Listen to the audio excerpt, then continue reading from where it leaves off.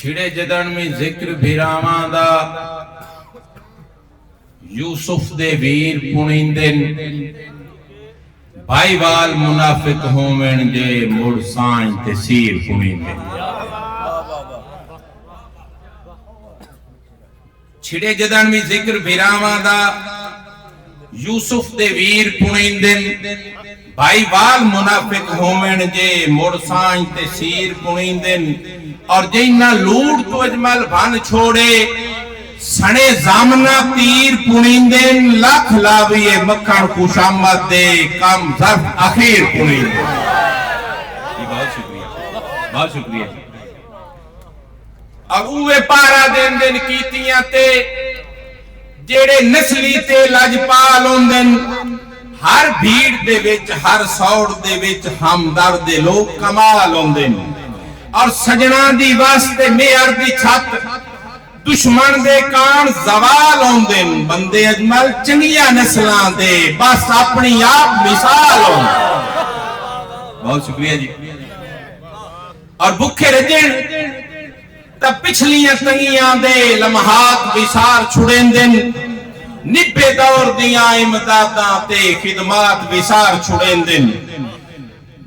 निब्बे दौर दियां इमदादां ते खिदमात विसार छुड़ेंदन। जिवें अजमल चंगियां कीतियां नू कम जात विसार छुड़ेंदन लगे वक्त कमीने बंदियां नू औकात विसार छुड़ेंदन।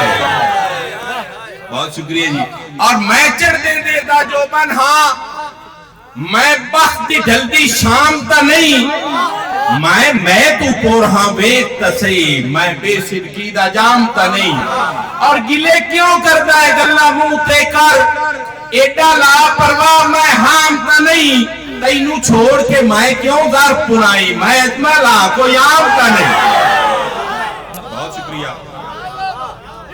बहुत शुक्रिया जी। सांगा गढ़ के तोड़ निभावन सांगेदार मुनासिब नहीं जाता जिमें रैयत नू कोड़ बसावन दा सरदार मुनासिब नहीं जाता। और मैनू इल्मे अजमल जिस पारूं तुसा यार मुनासिब नहीं जाता हालात दी वेख के गर्दिश नू सरकार मुनासिब नहीं जाता। एक गजल दे दो तीन शेर के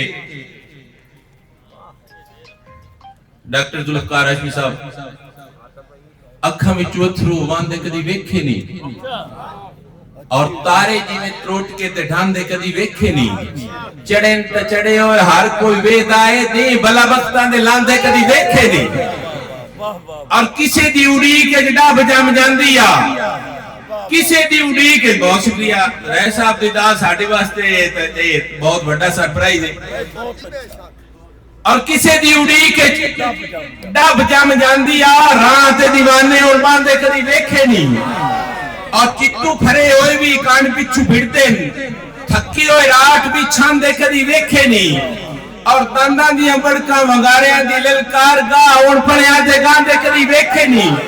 और तैनू असां वेखिया तेरे हो गए आए साडे वांगू अजमल चांदे कदी वेखे नहीं।